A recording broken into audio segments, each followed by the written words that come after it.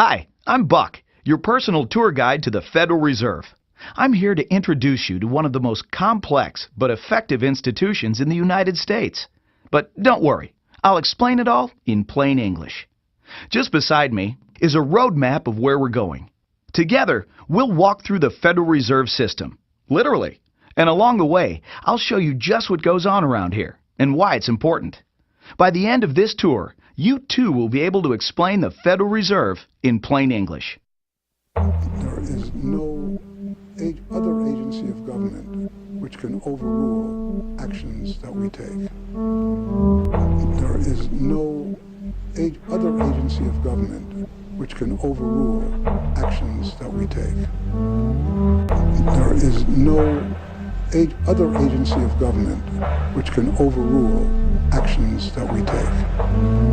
That would effectively be a takeover of monetary policy by the Congress, a repudiation of the independence of the Federal Reserve, which would be highly destructive to the stability of the financial system, the dollar, and our national economic situation. The Federal Reserve does not own any gold at all. We have not owned gold since 1934.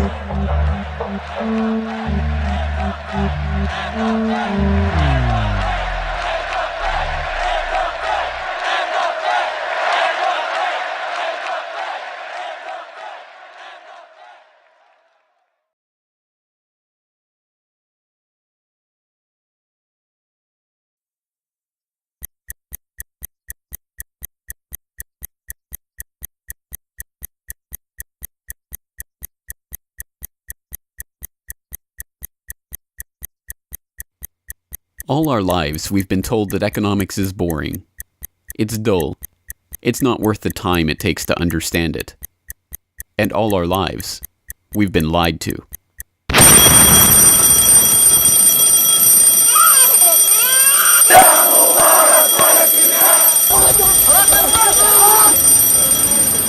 War, poverty, revolution. They all hinge on economics, and economics all rests on one key concept. Money. Money. It is the economic water in which we live our lives. We even call it currency. It flows around us, carries us in its wake, drowns those who are not careful. We use it every day, in nearly every transaction we conduct. We spend our lives working for it, worrying about it, saving it, spending it, pinching it. It defines our social status. It compromises our morals. People are willing to fight, die, and kill for it. But what is it? Where does it come from? How is it created? Who controls it? It is a remarkable fact that, given its central importance in our lives, not one person in 100 could answer such basic questions about money as these. So if you were planning a family, you'd want to know where babies come from. Yeah. And this is a lot about banking. So let me ask you, where does money come from? Where does the money come from? Where does any money? The government prints it. It's printed off. Where does money come from? How is new money created? By labor. People work and produce wealth, and the money is supposed to match that wealth. Where does money come from? Well, I have a pretty different outlook on money. It actually comes from like trees, right? But why is this? How could we be so ignorant about a topic of such importance? Where does money come from is a basic, childlike question. So why is our only response the childlike answer meant as a joke? It grows on trees. Such a profound state of ignorance could not come about naturally. From the time we are children, we are curious about the world and eager to learn about the way it works. And what could lead to a better understanding of the way the world works than a knowledge of money, its creation and destruction? Yet discussion of this topic is fastidiously avoided in our school years and ignored in our daily life. Our monetary ignorance is artificial, a smokescreen that has been erected on purpose and perpetrated with the help of complicated systems and insufferable economic jargon. But it doesn't take an economist to understand the importance of money. Deep down, we all know that the wars, the poverty, the violence we see around us hinges on this question of money. It seems like a 1,000-piece jigsaw puzzle just waiting to be solved. And it is. The puzzle pieces, taken together, create an image of the Federal Reserve, America's central bank and the heart of the country's banking system. Despite its central importance to the economy, relatively few have heard of it, and fewer still know what it is, despite the bank's attempts at self-description. Our economy runs on a complex system of exchange of goods and services, in which money plays a key part. Coin, currencies, savings, and checking accounts, the overall supply of money is managed by the Federal Reserve. Money is the medium through which economic exchanges take place, and money as a standard of value helps us to set prices for goods and services. The job of managing money, monetary policy, is to preserve the purchasing power of the dollar while ensuring that a sufficient amount of money is available to promote economic growth. The Federal Reserve also promotes the safety and soundness of the institutions where we do our banking. It ensures that the mechanisms by which we make payments, whether by cash, check, or electronic means, operate smoothly and efficiently. And in its fiscal role, acts as the banker for the United States government. Now, these duties comprise the major responsibilities of our central bank. But in order to really understand the Federal Reserve, we must first understand its origins and context. We must deconstruct the puzzle. The first piece of that puzzle lies here, in the White House. This is where the Federal Reserve Act, then known as the Currency Bill, was signed into law after passing the House and Senate in late December 1913. The New York Times of Christmas Eve 1913 described the festive scene. The Christmas spirit pervaded the gathering. While the ceremony was a little less impressive than that of the signing of the Tariff Act on October 3rd last in the same room, the spectators were much more enthusiastic and seized every occasion to applaud. There in the White House that fateful December evening, President Wilson signed away the last veneer of control over the American money supply to a cartel, a well-organized gang of crooks so successful, so cunning, so well hidden that even now, a century later, few know of its existence, let alone the details of its operations. But those details have been openly admitted for decades. Of course, just as we have been taught to find economics boring, we have been taught that this story is boring. This is the way the Federal Reserve itself tells it. The United States was facing severe financial problems. At the turn of the century, most banks were issuing their own currency, called banknotes. The trouble was, currency that was good in one state was sometimes worthless in another. People began to lose confidence in their money, since it was only as sound as the bank that issued it. Fearful that their bank might go out of business, they rushed to exchange their banknotes for gold or silver. By attempting to do so, they created the Panic of 1907. During the panic, people streamed to the banks and demanded their deposits. The banks could not meet the demand. They simply did not have enough gold and silver coin available. Many banks went under. People lost millions of dollars. Businesses suffered, unemployment rose, and the stability of our economic system was again threatened. Well, this couldn't go on. If the country was going to grow and prosper, some means would have to be found to achieve financial and economic stability. To prevent financial panics like the one in 1907, President Woodrow Wilson signed the Federal Reserve Act into law in 1913. But this is history as told by the victors, a revisionist vision in which the creation of a central bank to control the nation's money supply is merely a boring historical footnote, about as important as the invention of the zipper or an early 20th century hula hoop craze. The truth is that the story of the secret banking conclave that gave birth to that Federal Reserve Act is as exciting and dramatic as any Hollywood screenplay or detective novel yarn, and all the more remarkable for the fact that it is all true. We pick up the story, appropriately enough, under cover of darkness. It was the night of November 22nd, 1910, and a group of the richest and most powerful men in America were boarding a private rail car at an unassuming railroad station in Hoboken, New Jersey. The car, waiting with shades drawn to keep onlookers from seeing inside, belonged to Senator Nelson Aldrich, the father-in-law of billionaire heir to the Rockefeller dynasty, John D. Rockefeller Jr. A central figure on the influential Senate Finance Committee where he oversaw the nation's monetary policy, Aldrich was referred to in the press as the general manager of the nation. Joining him that evening was his private secretary Shelton, and a who's who of the nation's banking and financial elite. A. Pyatt Andrew, the Assistant Treasury Secretary, Frank Vanderlip, President of the National City Bank of New York, Henry P. Davison, a senior partner of J.P. Morgan Company, Benjamin Strong Jr., an associate of J.P. Morgan and president of Bankers Trust Co., and Paul Warburg, heir of the Warburg banking family and son-in-law of Solomon Loeb of the famed New York investment firm Kuhn, Loeb and Company. The men had been told to arrive one by one after sunset to attract as little attention as possible. Indeed, secrecy was so important to their mission that the group did not use anything but their first names throughout the journey so as to keep their true identity secret even from their own servants and waitstaff.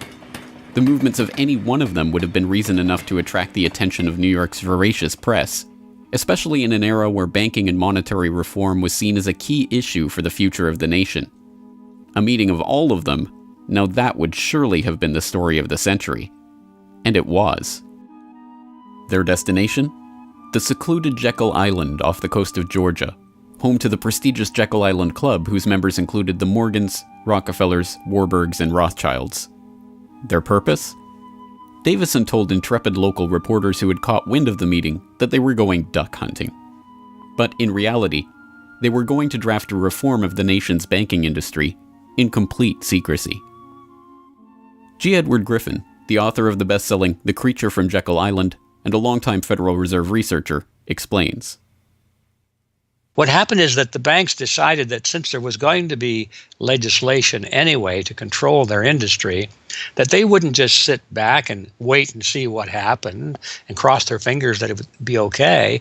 They decided that to do what so many cartels do today, they decided to take the lead, and they would be the ones calling for regulations and reform. They like the word reform, and the American people are suckers for the word reform. You just put that into any corrupt piece of legislation, call it reform, and people say, oh, I'm all for reform, and so they vote for it or accept it. So that's what they were doing. They decided we will reform our own industry. In other words, we will create a cartel, and we will give the cartel the power of government.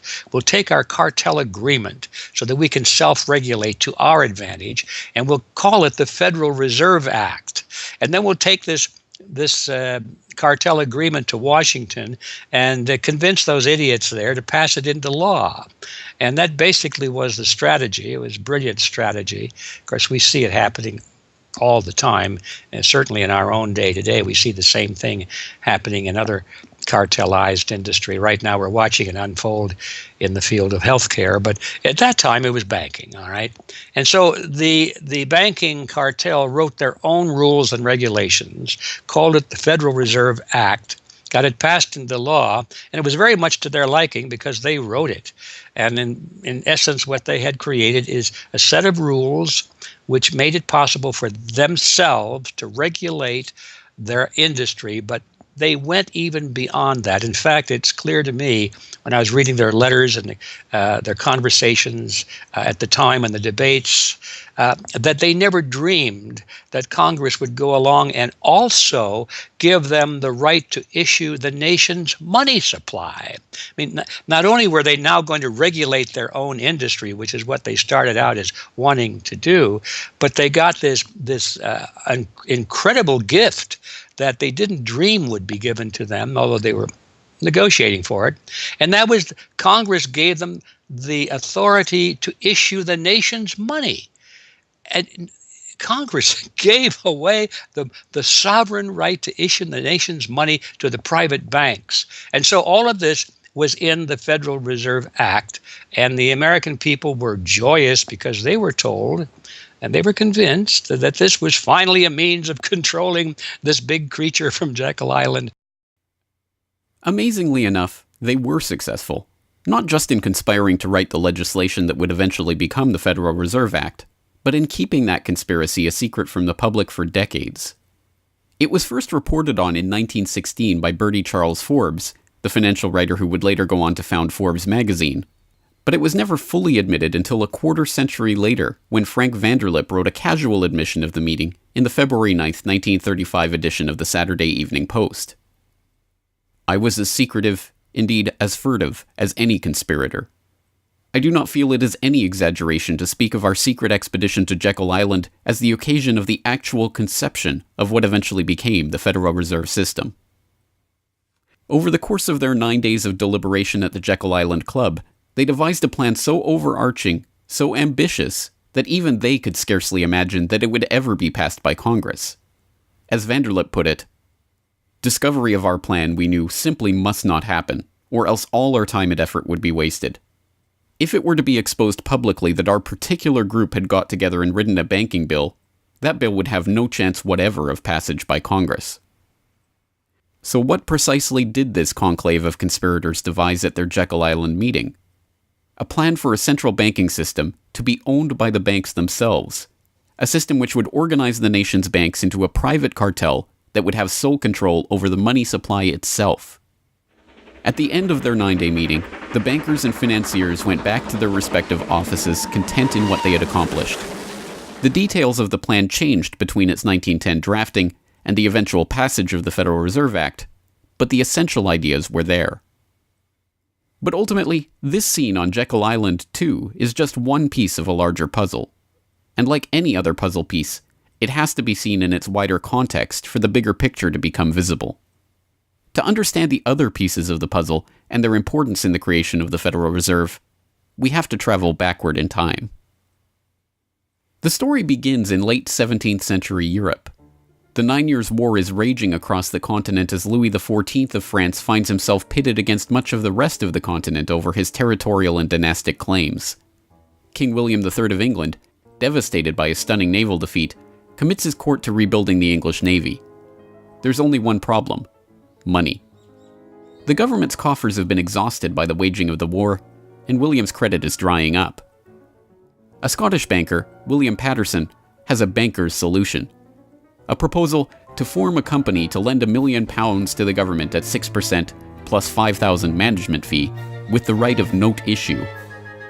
By 1694, the idea has been slightly revised, a £1.2 million loan at 8% plus £4,000 for management expenses. But it goes ahead. The magnanimously titled Bank of England is created. The name is a carefully constructed lie, designed to make the bank appear to be a government entity. But it is not. It is a private bank owned by private shareholders for their private profit, with a charter from the king that allows them to print the public's money out of thin air and lend it to the crown. What happens here at the birth of the Bank of England in 1694 is the creation of a template that will be repeated in country after country around the world. A privately controlled central bank lending money to the government at interest, money that it prints out of nothing. And the jewel in the crown for the international bankers that creates this system is the future economic powerhouse of the world, the United States. In many important respects, the history of the United States is the history of the struggle of the American people against the banksters that wish to control their money. By the 1780s, with colonies still fighting for independence from the crown, the bankers will get their wish. In 1781, the United States is in financial turmoil. The Continental, the paper currency issued by the Continental Congress to pay for the war, has collapsed from overissue and British counterfeiting. Desperate to find a way to finance the end stages of the war, Congress turns to Robert Morris, a wealthy shipping merchant who was investigated for war profiteering just 2 years earlier. Now, as Superintendent of Finance of the United States from 1781 to 1784, he is regarded as the most powerful man in America, next to General Washington. In his capacity as Superintendent of Finance, Morris argues for the creation of a privately owned central bank deliberately modeled on the Bank of England that the colonies were supposedly fighting against. Congress, backed into a corner by war obligations and forced to do business with the bankers just like King William in the 1690s, acquiesces and charters the Bank of North America as the nation's first central bank. And exactly as the Bank of England came into existence loaning the British Crown £1.2 million, the BNA started business by loaning $1.2 million to Congress. By the end of the war, Morris has fallen out of political favor and the Bank of North America's currency has failed to win over a skeptical public. the BNA is downgraded from a national central bank to a private commercial bank chartered by the state of Pennsylvania. But the bankers have not given up yet. Before the ink is even dry on the Constitution, a group led by Alexander Hamilton is already working on the next privately owned central bank for the newly formed United States of America. So brazen is Hamilton in the forwarding of this agenda that he makes no attempt to hide his aims or those of the banking interests he serves. A national debt, if it is not excessive, will be to us a national blessing, he wrote in a letter to James Duane in 1781. It will be a powerful cement of our union. It will also create a necessity for keeping up taxation to a degree which, without being oppressive, will be a spur to industry.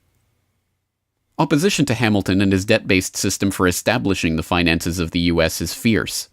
Led by Jefferson and Madison, the bankers and their system of debt enslavement is called out for the force of destruction that it is, with Thomas Jefferson writing, "The spirit of war and indictment, since the modern theory of the perpetuation of debt, has drenched the earth with blood and crushed its inhabitants under burdens ever accumulating."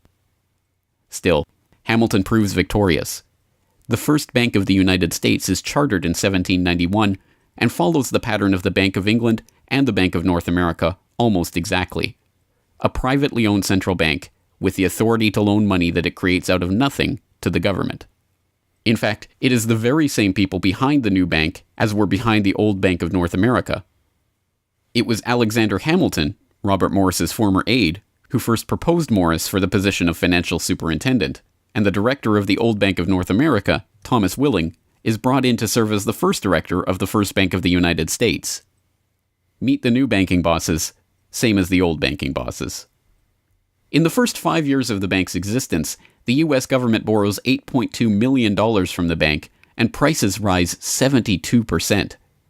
By 1795, when Hamilton leaves office, the incoming Treasury Secretary announces that the government needs even more money and sells off the government's meager 20% share in the bank, making it a fully private corporation.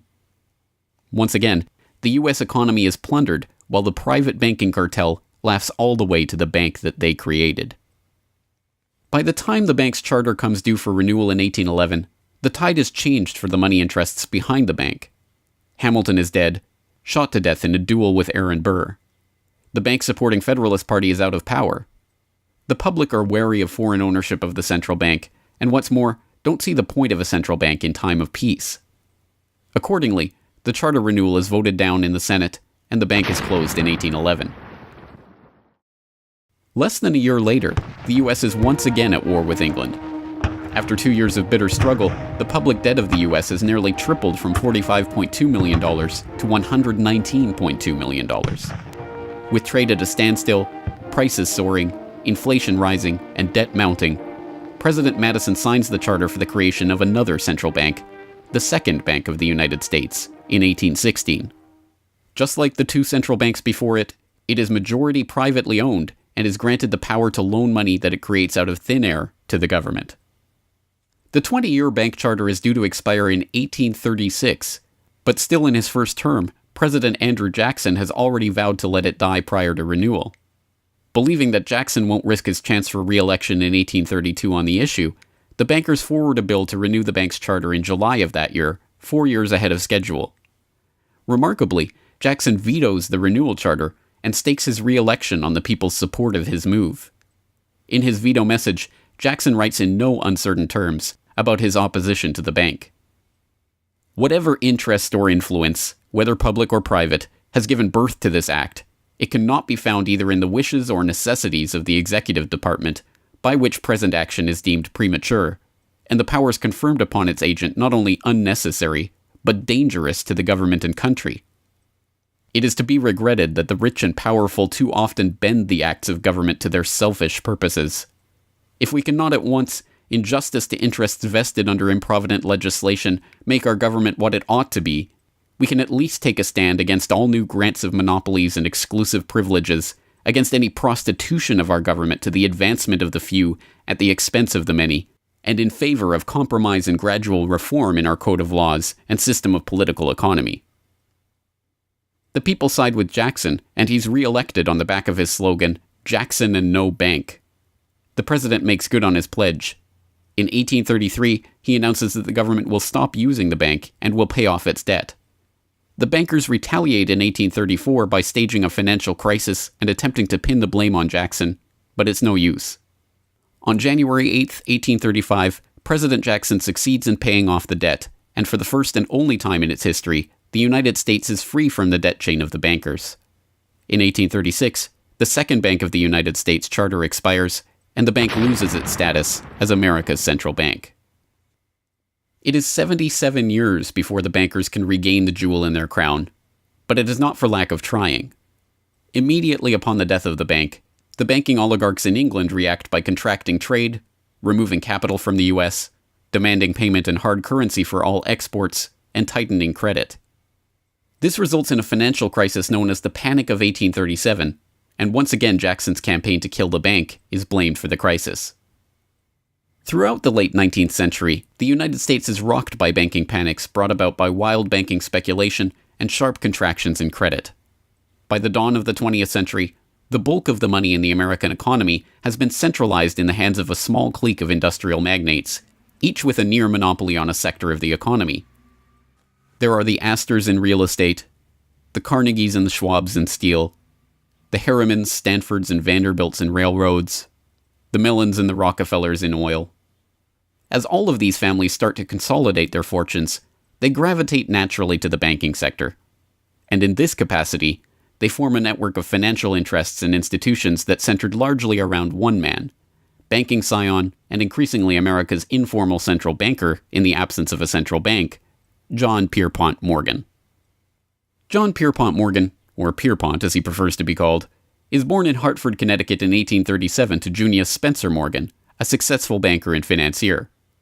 Morgan rides his father's coattails into the banking business, and by 1871 is partnered in his own firm, the firm that was eventually to become J.P. Morgan and Company.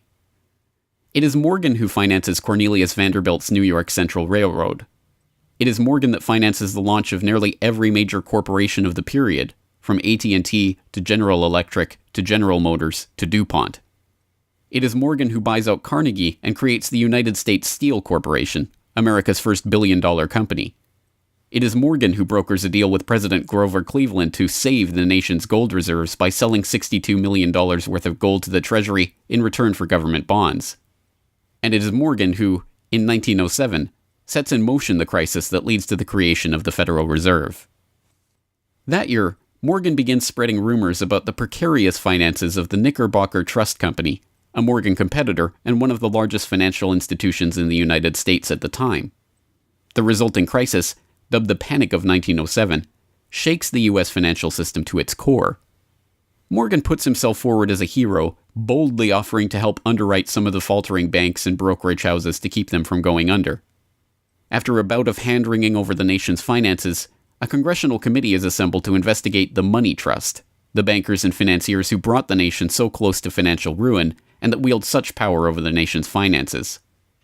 The public follows the issue closely, and in the end a handful of bankers are identified as key players in the Money Trust's operations, including Paul Warburg, Benjamin Strong Jr., and J.P. Morgan. Andrew Gavin Marshall, editor of the People's Book Project, explains. At the beginning of the 20th century, there was an investigation following the greatest of these financial panics, which was in 1907. And this investigation was on what was called the Money Trust, which found that three banking interests, J.P. Morgan, National City Bank, and the Citibank of New York, I believe it was, basically controlled the entire financial system. So three banks. And the public hatred towards these institutions was unprecedented. There was an overwhelming consensus in the country for establishing a central bank, but there were many different interests in pushing this, and everyone had sort of their own specific purpose behind advocating for a central bank. So to represent the most people, you had farmer interests, populists, progressives, who were advocating a central bank because they couldn't take the recurring panics, but they wanted government control of a central bank. They wanted it to be exclusively under the public control because they despised and feared the New York banks as wielding too much influence. So for them, a central bank would be a way to curb the power of these private financial interests. On the other hand, those same financial interests were advocating for a central bank to serve as a source of stability for their control of the system, also to act as a lender of last resort to them, and so that they would never have to face a collapse, but also in order to exert more control through a central bank. The private New York banking community wanted a central bank under the exclusive control of them. There's a shocker. So you had all these various different interests which converged. Of course, the most influential happened to be the New York financial houses, which were more aligned with European financial houses than they were with any other element in American society. The main individual behind the founding of the Federal Reserve was Paul Warburg, who was a partner with Kuhn, Loeb and Company, European banking house. His brothers were prominent bankers in Germany at that time, and he had, of course, close connections with every major financial and really big industrial firm in the United States, and most of those existing in Europe. And he was discussing all these ideas with his fellow compatriots in advocating for a central bank. In 1910, Warburg got the support of a senator named Senator Aldrich, whose family later married into the Rockefeller family. Again, I'm sure just a coincidence, but Aldrich invited Warburg and a number of other bankers to a private, secret meeting on Jekyll Island, just off the coast of Georgia, where they met in 1910 to discuss the construction of a central bank in the United States, but one which, of course, would be owned and serve the interests of the private bankers. Aldrich then, in 1911, presented this as the Aldrich Plan or the Aldrich Bill in the U.S. Congress, and it was actually voted out. The public, suspicious of Senator Aldrich's banking connections, ultimately reject the Jekyll Island Cabal's Aldrich Plan. The cabal does not give up, however. They simply revise and rename their plan, giving it a new public face, that of Senator Robert Owen and Representative Carter Glass. In the end, the money trust that was behind the Panic of 1907 uses the public's own outrage against them to complete their consolidation of control over the banking system. The newly retitled Federal Reserve Act is signed into law on December 23, 1913, and the Fed begins operations the next year.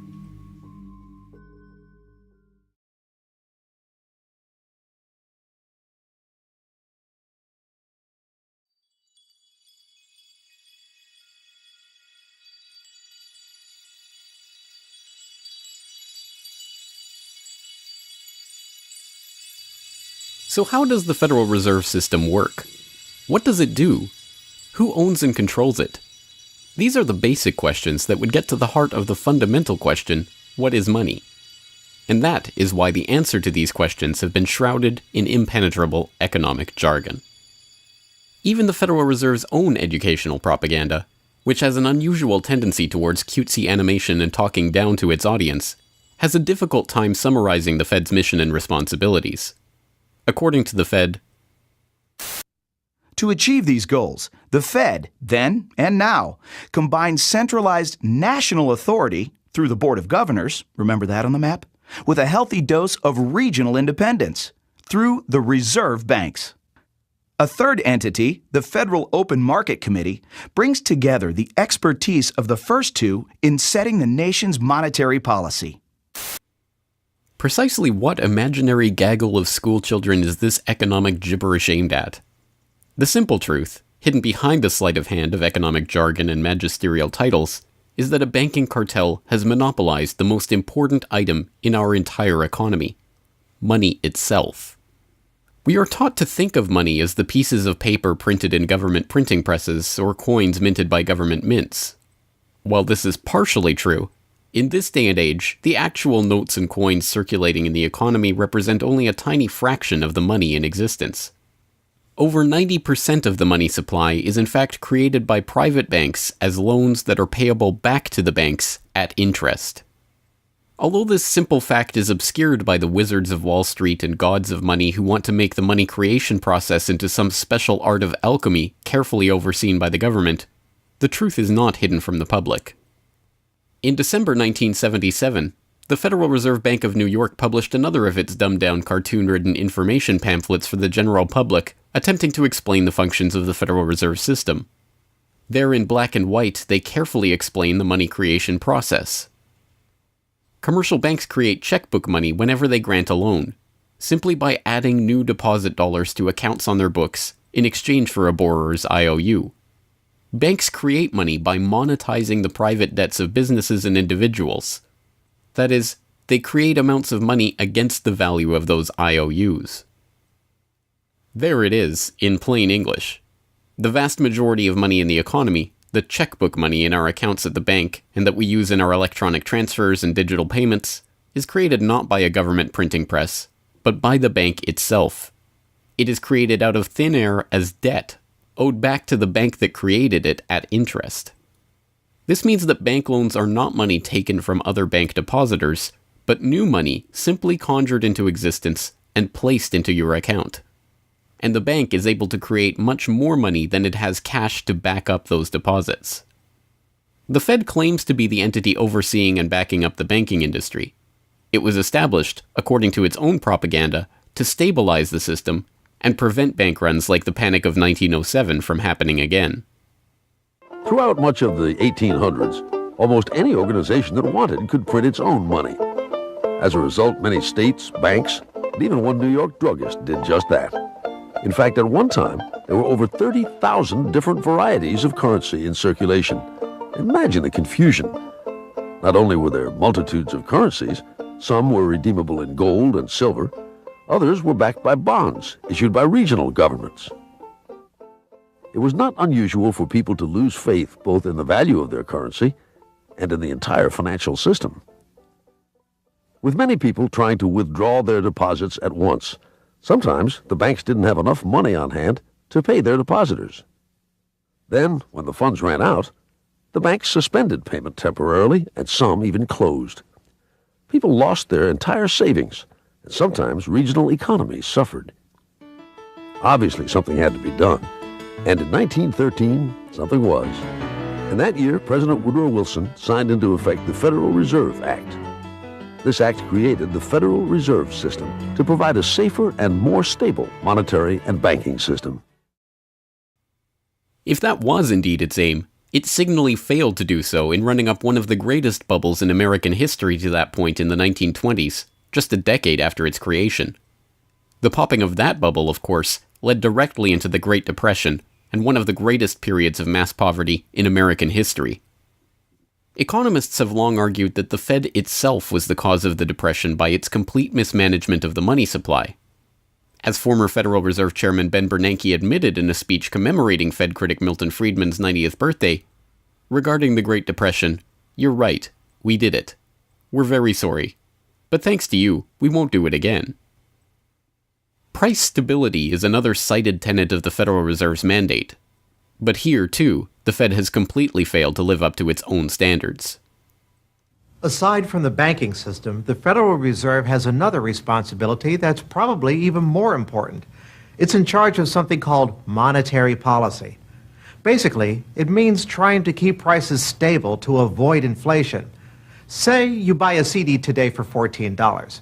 But what if next year the price of the CD jumped to $20 or $50? Not because of a change in supply or demand, but because all prices were going up. That's inflation. There are a lot of different causes of inflation, but one of the most important is too much money. The Fed can adjust the money supply by injecting money into the system electronically or by withdrawing money from the economy. Think of it. The Federal Reserve has the ability to create money and make it disappear.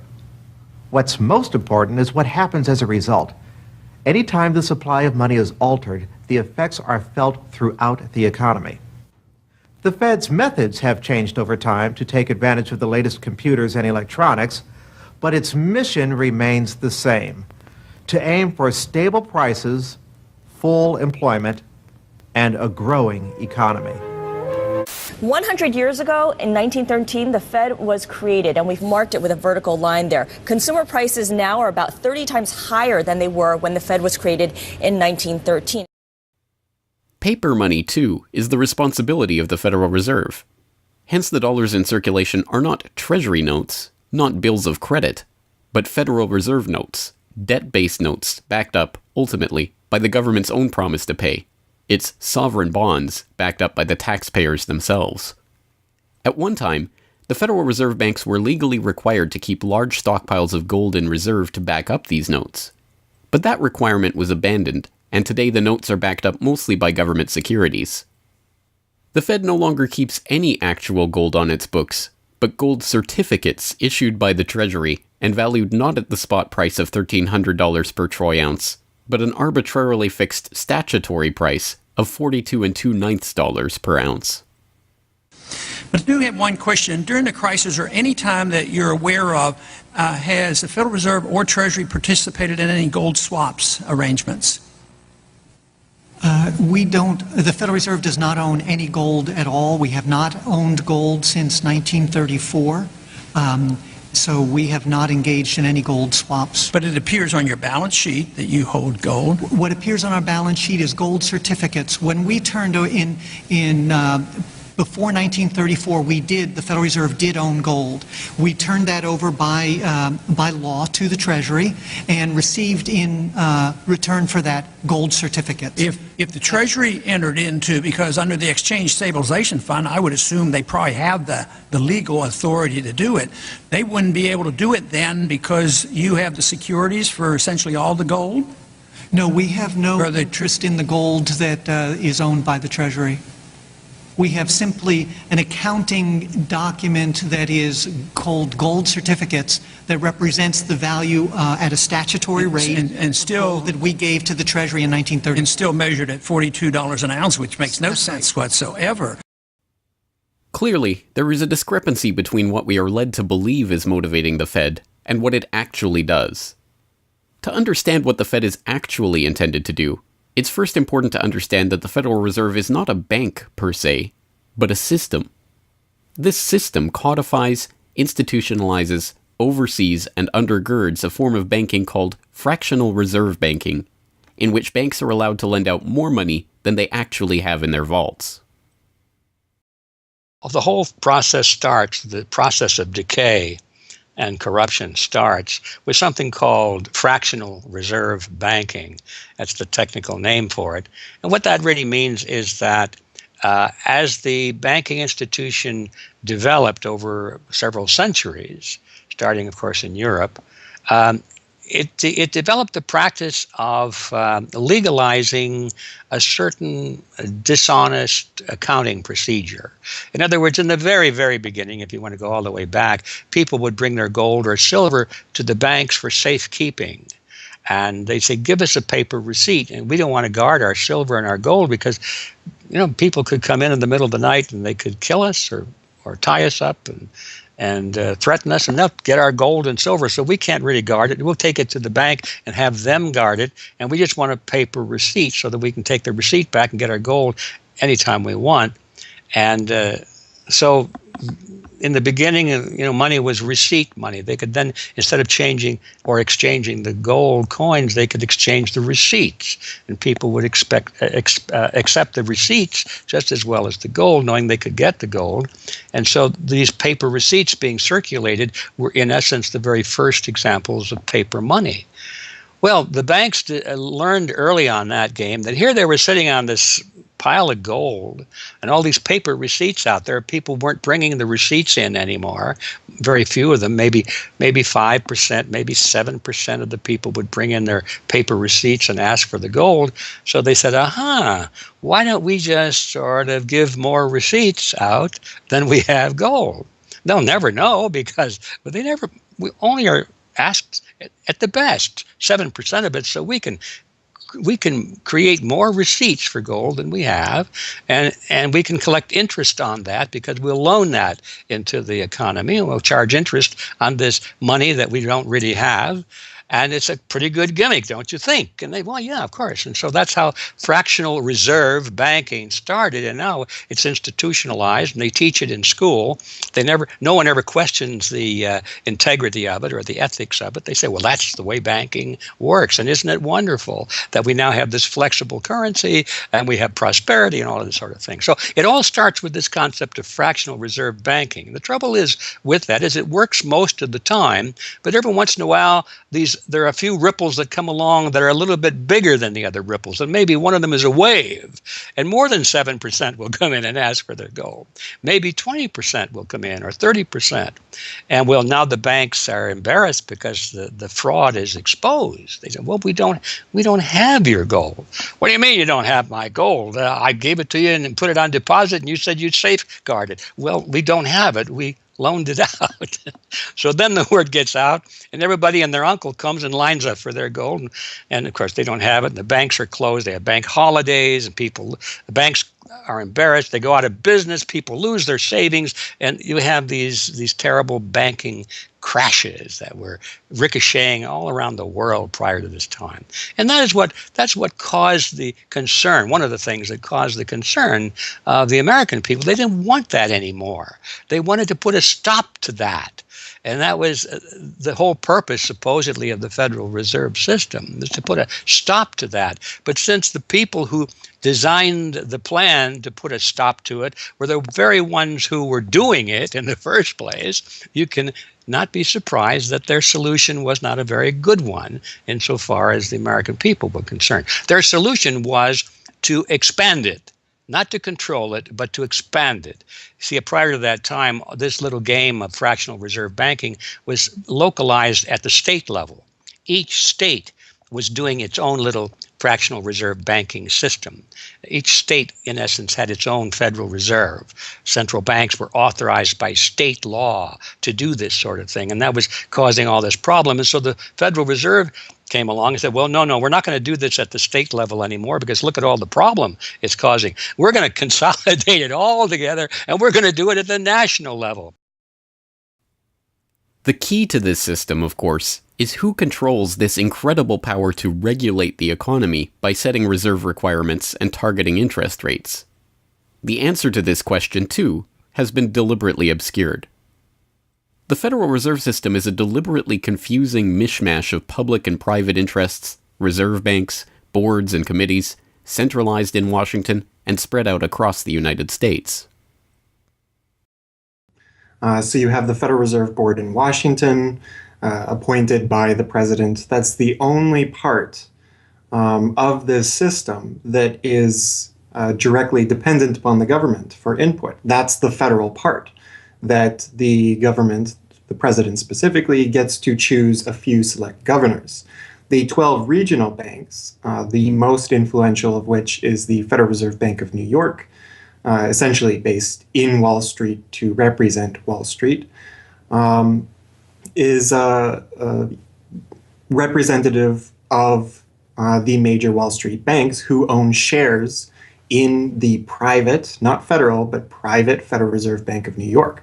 All the other regional banks are also private banks. They vary according to how much influence they wield, but the Kansas City Fed is influential, the St. Louis Fed, the Dallas Fed. But the New York Fed is really the center of this system.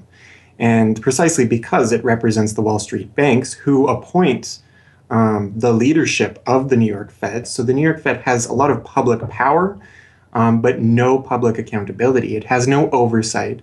It does not answer to Congress the way that the chairman of the Federal Reserve Board of Governors does. And even then, the chairman of the Fed, of the Federal Reserve Board, who is appointed by the president, does not answer to the president. He does not answer to Congress. He goes to Congress to testify, but the policy that they set is independent. So they have no input from the government. The government can't tell them what to do, legally speaking. And of course, they don't. Do you think it would cause problems for the Fed or for the economy if that legislation was to pass? My concern about the legislation is that if the GAO is auditing not only the operational aspects of our programs and the details of the programs, but is making judgments about our policy decisions that would effectively be a takeover of monetary policy by the Congress, a repudiation of the independence of the Federal Reserve, which would be highly destructive to the stability of the financial system, the dollar, and our national economic situation. The Federal Open Market Committee is responsible for setting interest rates. Now, this committee, which is enormously powerful, has as its membership the governor and vice chair of the Federal Reserve Board. But the Federal Open Market Committee, most of the membership is the presidents of the regional Federal Reserve banks representing private interests. So they have significant input into setting the interest rates. Interest rates are not set by a public body, they're set by private financial and corporate interests. And that's whose interests they serve, of course. The reason that the Federal Reserve goes to such great lengths to make its organizational structure as confusing as possible is to cover up the massive conflicts of interest that are at the heart of the system. The fact is that the Federal Reserve System is comprised of a board of governors, 12 regional banks, and an open market committee. The privately owned member banks of each Federal Reserve Bank vote on the majority of the Reserve Bank's directors, and the directors vote on members to serve on the Federal Open Market Committee, which determines monetary policy. What's more, Wall Street is given a prime seat at the table, with tradition holding that the president of the powerful New York Federal Reserve Bank be given the vice chairmanship of the FOMC and be made a permanent committee member. In effect, the private banks are the key determinants in the composition of the FOMC, which regulates the entire economy. According to the Fed, its monetary policy decisions do not have to be approved by the president or anyone else in the executive or legislative branches of government. It does not receive funding appropriated by the Congress, and the terms of the members of the Board of Governors span multiple presidential and congressional terms.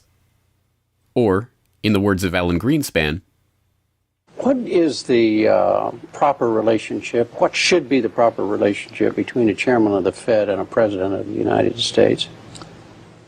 Well, first of all, the Federal Reserve is an independent agency, and that means basically that there is no other agency of government which can overrule actions that we take. The Fed goes on in its self-mythologization to state that it is not a private, profit-making institution. This characterization is dishonest at best, and an outright lie at worst. The regional banks are themselves private corporations, as noted in a 1928 Supreme Court ruling. Instrumentalities like the national banks or the Federal Reserve Banks, in which there are private interests, are not departments of the government. They are private corporations in which the government has an interest. This point is even admitted by the Federal Reserve's own senior counsel. Our regulations do specify overall terms for the lending, but the day-to-day operation of the banking activities are conducted by the Federal Reserve banks. They are banks, and indeed they do lend, and they do interact they're their with own depositors. agency then, essentially, They are not in that agencies. regard. Yes, they're not agencies, Your Honor. They're persons under FOIA. Each Federal Reserve Bank, the stock is owned by the member banks in the district, 100% privately held. They have private boards of directors. Majority of those boards are appointed by the independent banks, private banks in the district. They're not agencies. These private corporations issue shares that are held by the member banks that make up the system, making the banks the ultimate owners of the Federal Reserve Banks. Although the Fed's profits are returned to the Treasury each year, the member bank shares of the Fed do earn them a 6% dividend. According to the Fed, the fixed nature of these returns means that they are not being held for profit. Despite the dishonest nature of this description, however, it is important to understand that the bankers who own the Federal Reserve indeed do not make their money from the Fed directly. Instead, the benefits are much less obvious and much more insidious. The simplest way that this can be understood is that, as a century of history and a specific example of the last financial crisis shows, the Fed was used as a vehicle to bail out the very bankers who own the Fed banks in the most obvious example of fascistic collusion imaginable. A handful of financial institutions have enriched themselves as a result of institutional speculation on a large scale as well as manipulation of the market. And secondly, what they have done is that they have then gone to their governments and said, well, we are now in a very difficult situation and you need to give us money so that we can retain the stability of the financial system. And who actually lends the money or brokers the public debt? The same financial institutions which are the recipients of the bailout. Okay, and so what you have is a circular process. It's a diabolical process. You're lending money. You're not lending money. You're handing money to the large financial institutions, and then this is leading up to a mounting public debt in the trillions. Okay. And then you say to the financial institutions, we need to establish a new set of treasury bills and government bonds, etc., which of course are sold to the public, but they are always brokered through the financial institutions, which establish their viability and so on and so forth. And the financial institutions will probably buy part of this public debt.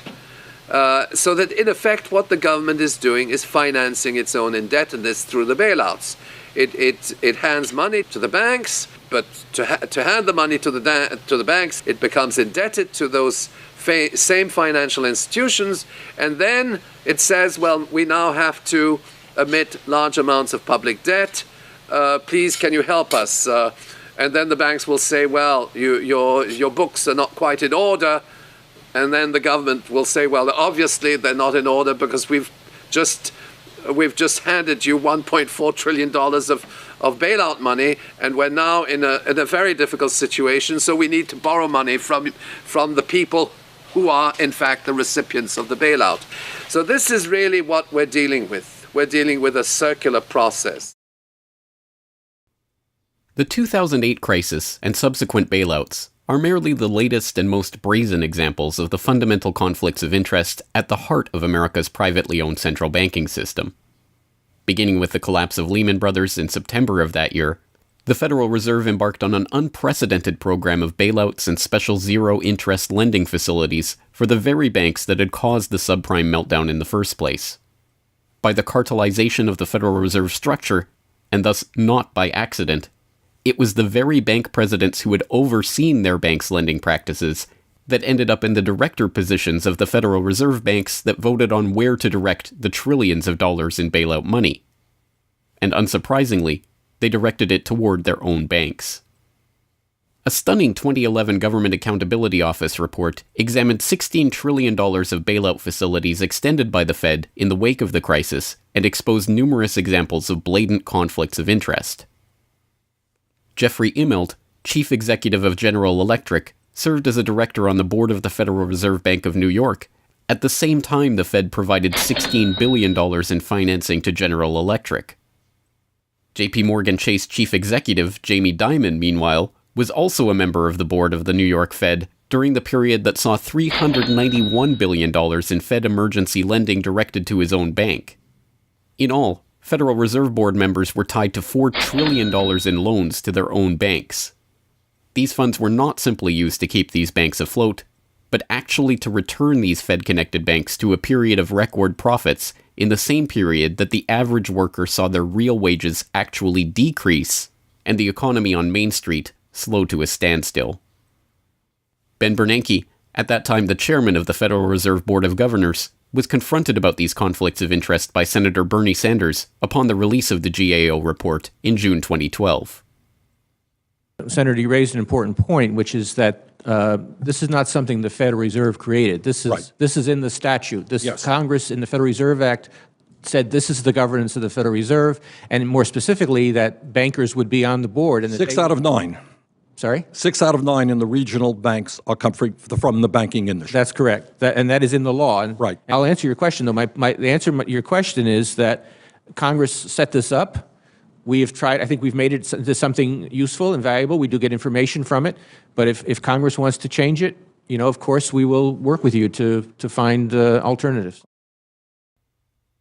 Bernanke is completely right. These conflicts are, in fact, a part of the institution itself. A structural feature of the Federal Reserve that was baked into the Federal Reserve Act itself over 100 years ago by the bankers who conspired to cartelize the nation's money supply. You could not ask for a more succinct reason why the Federal Reserve itself, this admitted cartel of banking interests, needs to be abolished. But you could get one.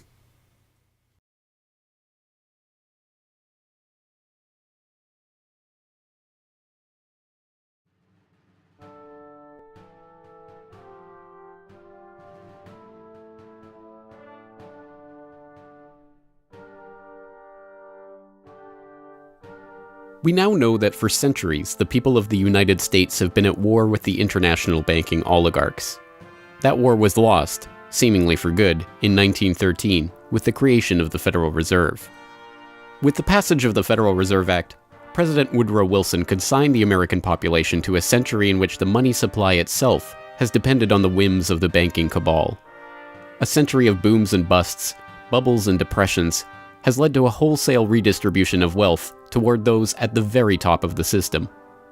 At the bottom, the masses toil in relative poverty, single-income households becoming double-income households out of necessity, their quality of life being slowly eroded as the Federal Reserve notes that pass for dollars are themselves devalued. Worse yet, the fraud itself perpetuates Alexander Hamilton's persistent myth that a national debt is necessary at all. The US is now locked into a system whereby the government issues bonds to generate the funds for their operations, bonds that are backed up by the taxation of the public's own labor. The perpetrators of this fraud, meanwhile, remain in the shadows, largely ignored by a general public that could instantly recognize the latest Hollywood heartthrob or pop idol, but have no clue what the head of Goldman Sachs or the New York Fed does, let alone who they are. This cabal bear allegiance to no nationality, no philosophy or creed, no code of ethics.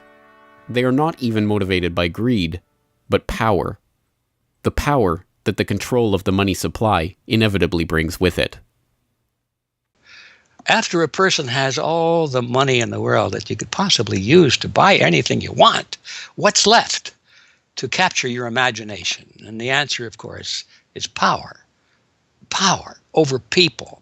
Now, money is power over people, but there's another power over people as well, and that is the political power, the social power. And I think this has now become the dominant driving force of these people. They've already got the money. They've got it locked down.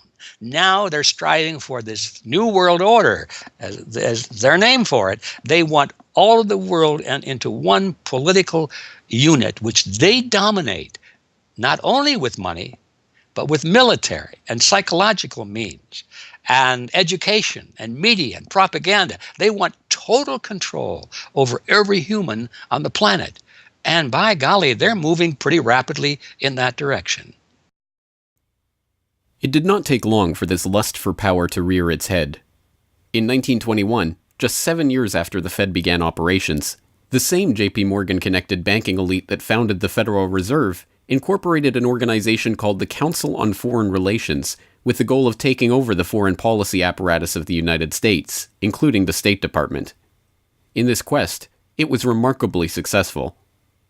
Although there are only about 4,000 members in the organization today, its membership has included 21 Secretaries of Defense, 18 Treasury Secretaries, 18 Secretaries of State, 16 CIA directors, and many other high-ranking government officials, military officers, business elite, and, of course, bankers. The first director of the CFR was John W. Davis, J.P. Morgan's personal lawyer and a millionaire in his own right.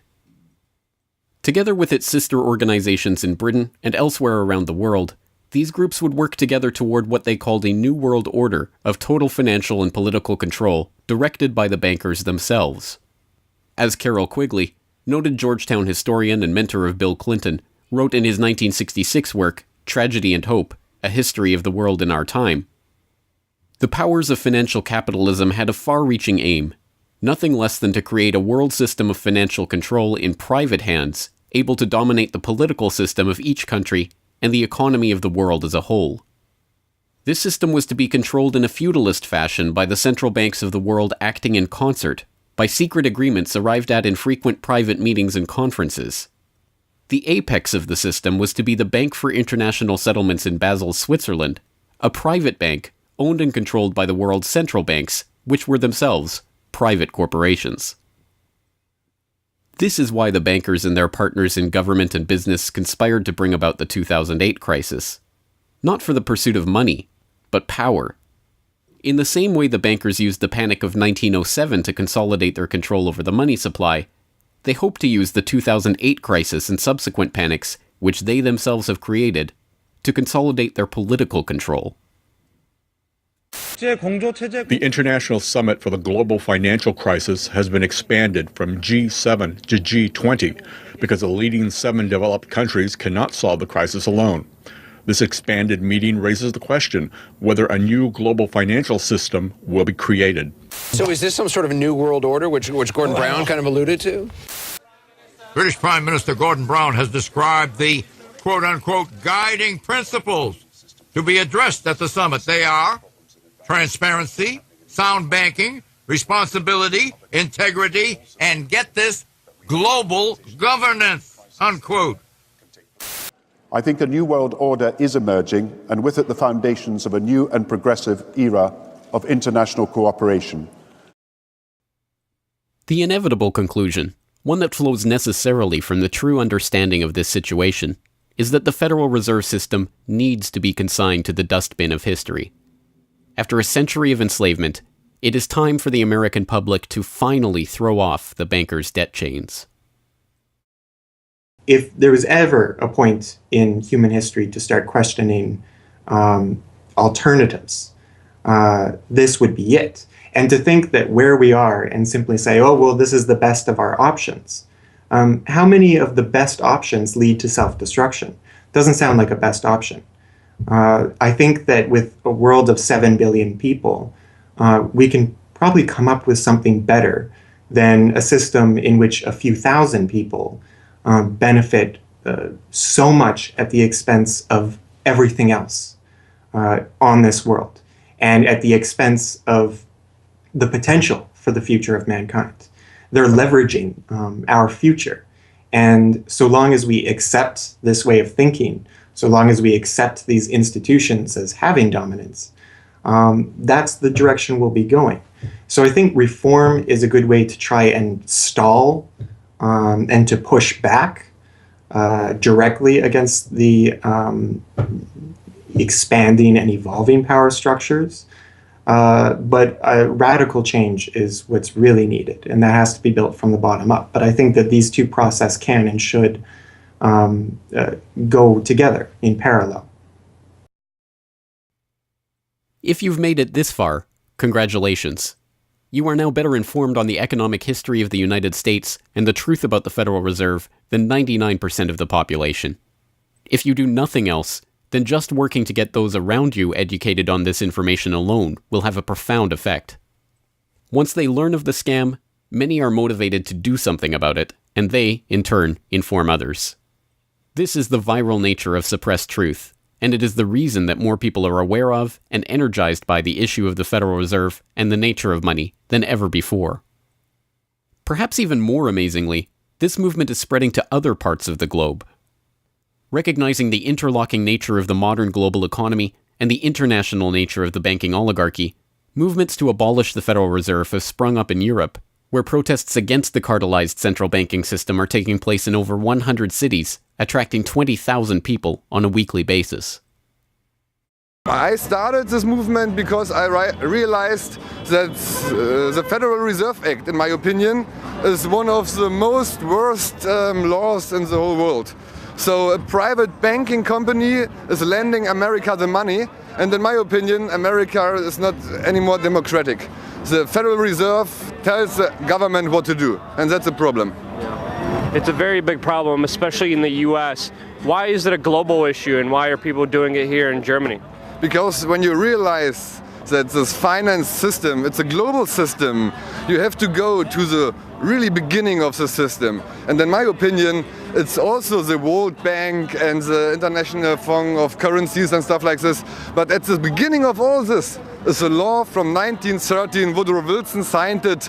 And this is the beginning of all this hardcore capitalism we are suffering right now from. And the only way to stop this is maybe to break this law. But what if the burgeoning movement to end the Fed is successful? What system do people propose as the answer? There have been several proposals along different lines by various researchers.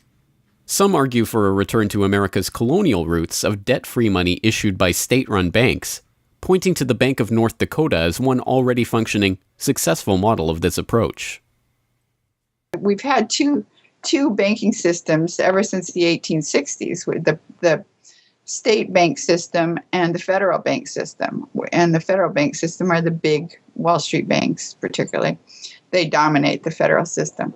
So they're taking over right now. I mean, in California, we don't even have any local banks where I am. They're now, we had two, and I had accounts in both of them, and they're now, one of them is Chase Bank, and the other is U.S. Bank. So they're both big Wall Street banks now. They've been taken over. So if you can keep, it's the local banks that have an interest in serving the local business. The big banks have no interest in making loans to local business. It's too risky. Why should they bother? They've got this virtually free money they can get from the Fed and from each other, and it's much more lucrative to them either to speculate in commodities or other things abroad, or what works very well for them is to buy long-term government bonds at 3%, because these have no capital requirement. The capital requirement for government bonds are zero. So they can buy all of those that they want. Whereas if they buy, let's say, mortgages, or if they make loans for mortgages, or they make loans to businesses, then they have to worry about their capital requirement. And as soon as they've used up all their capital, in other words, $8 of capital will get you $100 of loans, then they can't make any more loans. They have to wait for 30 years till those loans get paid off. So what they do, if they do buy mortgages, is sell them off to investors. And so that was the whole mortgage-backed securities scam that we've seen.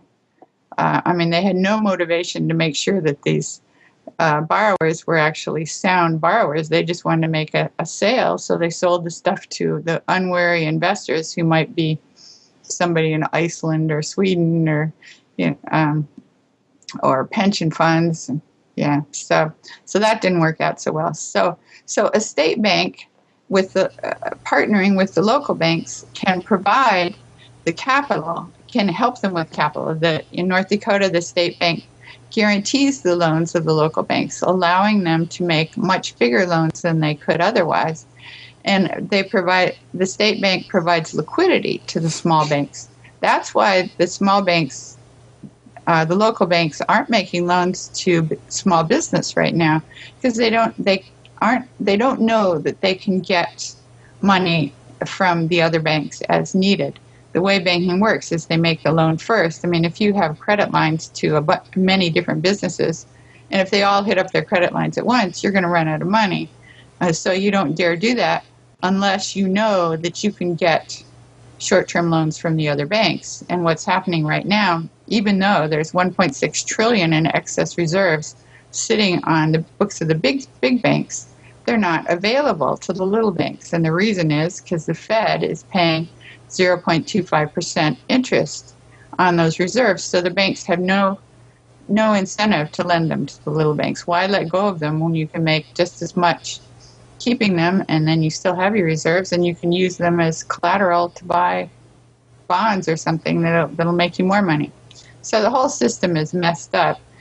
And in North Dakota, the Bank of North Dakota provides the liquidity for these local banks. Others advocate a decentralized system of alternative and competing currencies that greatly reduce or even eliminate altogether the need for a central bank. Well, 22 years ago in Ithaca, New York, I noticed that a lot of people, friends particularly, had skills and time that were not being employed or respected by the prevailing economy. And while we had much desire to create things and trade them with each other, and many services we could provide to each other. We didn't have the money. So, since I have a background in graphic design, journalism, and arrogance, I went to my computer and designed paper money for Ithaca, New York. Designed pretty colorful money, with pictures of children, waterfalls, and trolley cars, and denominated in hours of labor. 1 hour note, half hour, quarter, eighth hour note, 2 hour note, and then began to issue to each of the pioneer traders who had agreed to be listed in the directory a specific starter amount. And the game began. An hour has been worth an hour of basic labor, or $10 US, which at that time, 20 years ago, was double the minimum wage. People who usually expect more than $10 per hour of their service can charge multiple hours per hour, but the denomination puts between us as residents of our community that reminder that we are fellow citizens, not merely winners or losers scrambling for dollars. And it introduces us to each other on the basis of these skills and services that we have, that we are more proud to provide for each other than often is the case with a conventional job, just the stuff we have to do to get the money to pay the bills. So through that trading process, that more intimate scale process within the community, we're more easily able to become friends and lovers and political allies. It's an inspiring story, and tell people about how much money has circulated through this community. I mean, it's important for people to understand just how successful this has been. Because we're not a computer system, we don't have a specific volume of trading recorded, but by the grapevine, by phone surveys, and over the years watching the money move, we were able to guess very reliably at several $1 million equivalent of this money has transacted over those years, making loans without charging interest up to $30,000 value, which is the fundamental monetary revolution in our system. Then as well, making grants of the money to over 100 community organizations. Some argue for currencies whose mathematical nature prevent them from being merely conjured into existence whenever a federal government wants to wage another war of aggression or forge another link in the seemingly endless train of governmental tyranny and abuse. What people have to understand about Bitcoin is that it's a completely decentralized network. There's no central server, there's no controlling company, there's no office. It's just free software that anyone can download and start running on their computer anywhere in the world. And that the Bitcoins themselves can be transferred to or from anyone, anywhere in the world. And it's impossible for any bank or government or entity to block you from sending or receiving those Bitcoins. There's a limited supply of those Bitcoins. There will never, ever, ever be more than 21 million Bitcoins. And so because, like everything, the price is set based on supply and demand, because the supply of Bitcoins is limited and the demand is increasing as more and more people start to use them and more websites start to accept them, the price of Bitcoins in terms of dollars is going to have to increase even a lot more than the $500 per Bitcoin that it is today. Are there any drawbacks at all to the idea of using a cryptocurrency? If you're part of the current power elite that can just print money at will to spend on whatever you feel like, then yeah, the world switching over to Bitcoin is probably not going to benefit you. But if you're one of the normal people that aren't working for the Federal Reserve or any central bank that's printing money to pay to your friends and that sort of thing, then a Bitcoin world is a wonderful thing for you. Sound money, cryptocurrencies, state banks, LETS programs, self-issued credit. These and many other solutions have all been proposed, and many of them are in use in different localities today. Information on all of these ideas and how they are being applied in various parts of the world are widely available online. The point is that the question of what money is and how it should be created is perhaps the single greatest question facing humanity as a whole, and yet it is one that has been almost completely eliminated from the national conversation. Until recently. End the Fed! End the Fed!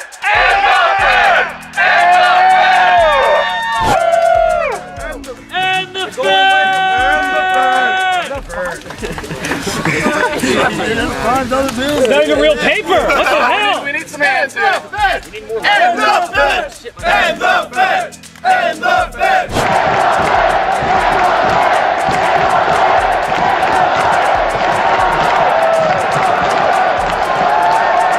I haven't even gotten to that part yet. Will you do it again when I get to that part?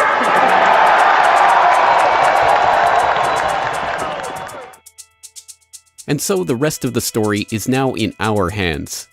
Once we understand the scam that has taken place, the gradual consolidation of wealth and power in the hands of an elite few banking oligarchs, and the growing impoverishment of the masses, all in the name of banking funny money created out of nothing and loaned to the public at interest, we can choose to get active or to do nothing at all. For those who choose to get active, there are some steps that you can take to help change the course of the system. First, follow the links and resources from the transcript of this documentary at corbettreport.com/Federal Reserve to familiarize yourself with the history, the connections, and the functions of the Federal Reserve System. If you can't explain this material to yourself, then you will never be able to teach it to others. Secondly, begin reaching out to others to bring them up to speed on the issue. It can be as simple as broaching this conversation in the Monday morning water cooler talk, or passing out a copy of this documentary, or sending out links to this information to your email list. Insert this topic into your conversations. When people start talking about the national debt, or the state of the economy, or other political talking points, get them to question the roots of these issues, and why there is a national debt at all. Thirdly, when you are able to find or create a group of like-minded people in your area who are engaged with the issue, start a study group on the issue and its solutions. The study group can help source alternative or complementary currencies in the local area, or, if none exist already, the group can form the basis for a community of local businesses and customers who are willing to start experimenting with ways to wean themselves off of the Federal Reserve notes. Fourthly, use the resources at corbettreport.com, including the Federal Reserve information flyer, or hold DVD screenings, to attract interest in your group and draw others into studying the true nature of the monetary system. The work of building up an alternative to the current system can seem daunting, even at times overwhelming. But it is important to keep in mind that the Federal Reserve System that seems so monolithic today has only been around for 1 century.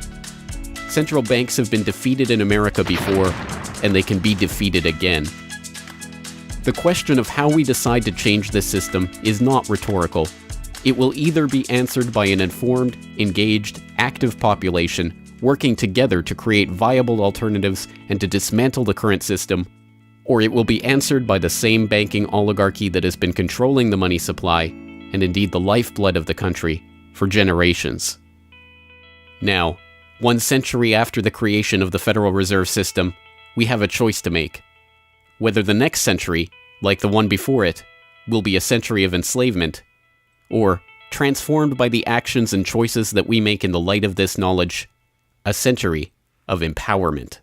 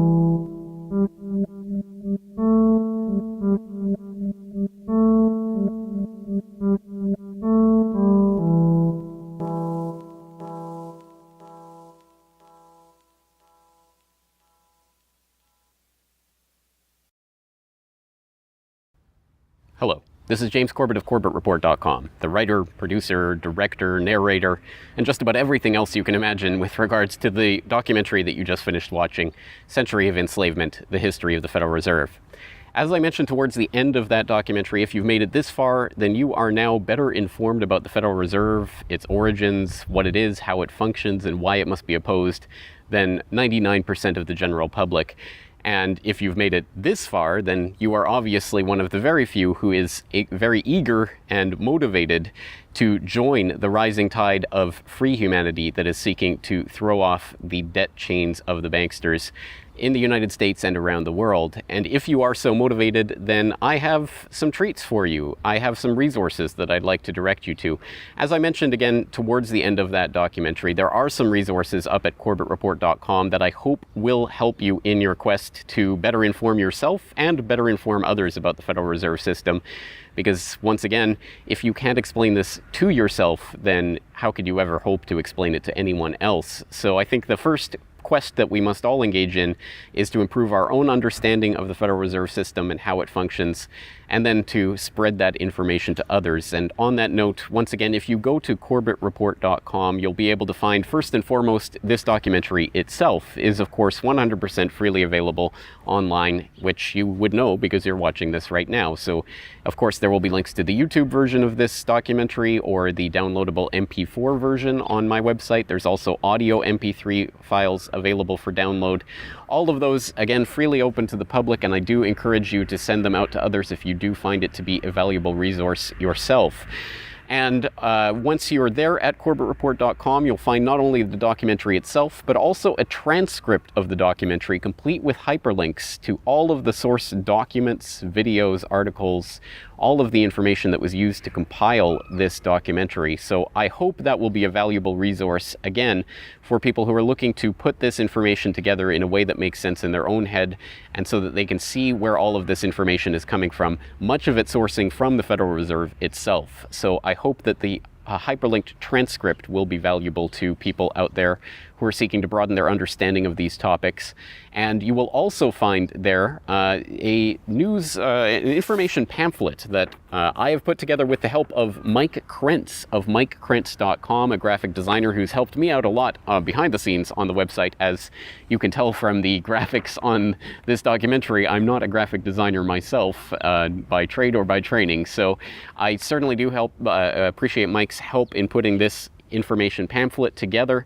And this is just a few points that have been addressed in this video, informational points about the Federal Reserve, what it is, and some interesting little teasers to get people interested in this information. You can download and print this off from CorbettReport.com and use it however you like, handing it out to people on the street, using it as a discussion point if you hold a DVD screening, if you want to just post it up in public areas, only where allowed by law, of course. Once again, this is freely available for download and for you to print out and to use to help spread information about the Federal Reserve System. And it's available both in color and black and white and should print nicely onto standard 8.5 by 11 letter size paper. So that will all be up there at the website, along with, of course, an actual DVD version of this documentary. Once again, if you do find this information useful, then I hope you will try to spread it to others. There are a lot of people who prefer the online link, but there will be some people who you cannot reach online. For those people, and for yourself, if you so desire, here is a physical hard copy that you can order from CorbettReport.com for 2,000 Japanese yen. That's about 20 Federal Reserve notes. Because unfortunately, we are trapped in this debt-based bankster-led system. So we do all require these pieces of paper in order to put a roof over our head and food on the table, myself included. So your support is obviously greatly appreciated. And for that 2,000 Japanese yen, about 20 Federal Reserve notes, you'll receive this documentary. Disc 1 containing the documentary itself. Disc 2, the full 1-hour interview with G. Edward Griffin. So I think, again, a valuable resource for people who are looking for more information about the Federal Reserve. So that's available at CorbettReport.com, along with all of this that we've talked about here, the information pamphlet, the hyperlink transcript, all of the various formats this is available in.